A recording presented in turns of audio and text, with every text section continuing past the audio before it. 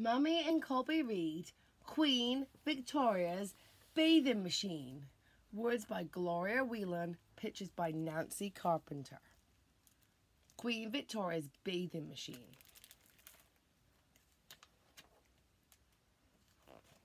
Queen Victoria looked out at the sea. It was blue, it was cool, it was nice as could be.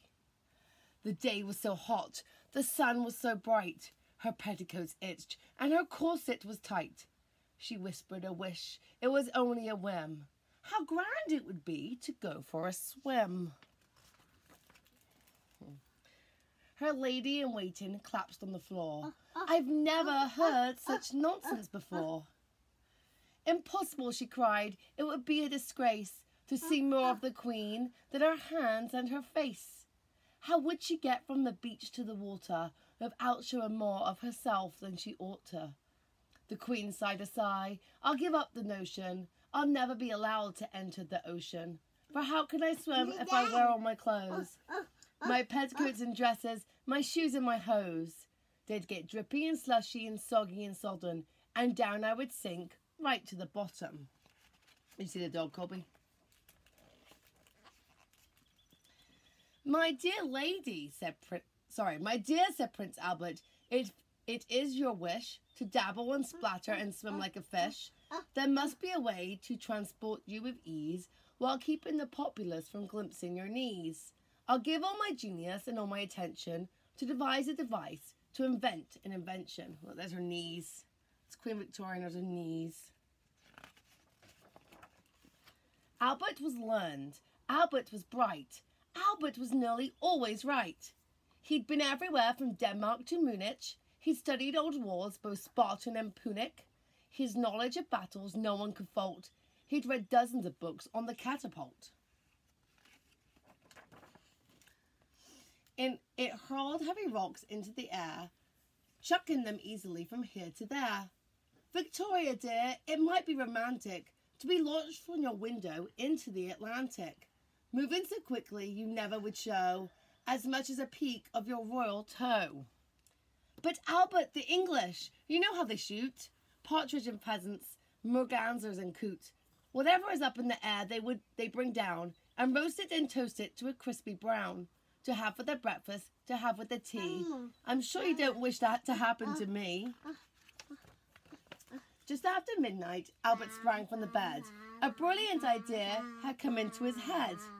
Wake up, dear Victoria, your worries are over. You can swim all the way from Osborne to Dover.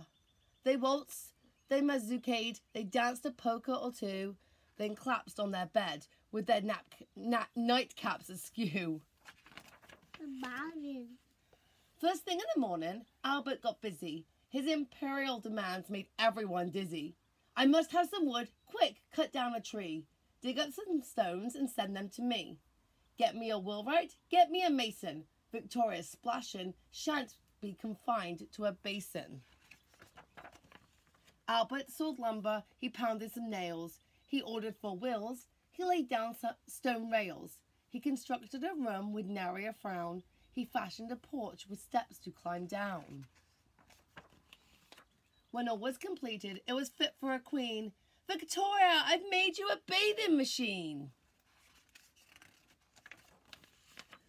Let me tell you, my dear, what I propose. You enter the back wearing all of your clothes. Off comes your dress, off comes your rings, off come all those unmentionable things. You put on your suit as quick as can be, and the bathing machine will roll into the sea. Once out on the porch, the curtain will hide you, while your lady-in-waiting hovers beside you. You climb down the steps in perfect repose, into the ocean right up to your nose. No one will get so much as a peep, except for the creatures down in the deep. You're a genius, dear Albert. I'm truly excited. We'll have all the workmen fettered and knighted. She entered the bathing machine by the door. Off came her corset, 10 petticoats and more. The windows were shuttered from prying spies, and her lady-in-waiting covered her eyes. Goodbye to the land, goodbye to the turf. Victoria rode the waves and dove into the surf. Dog paddle, butterfly, side stroke and crawl, the buoyant Victoria attempted them all. She plunged and she pitched, she rolled and she wallowed, with water all around her, some of it swallowed. Colby, look at her. Look at Victoria. Two sailors on a frigate were having a tiff. One said a flatboat, one said a skiff.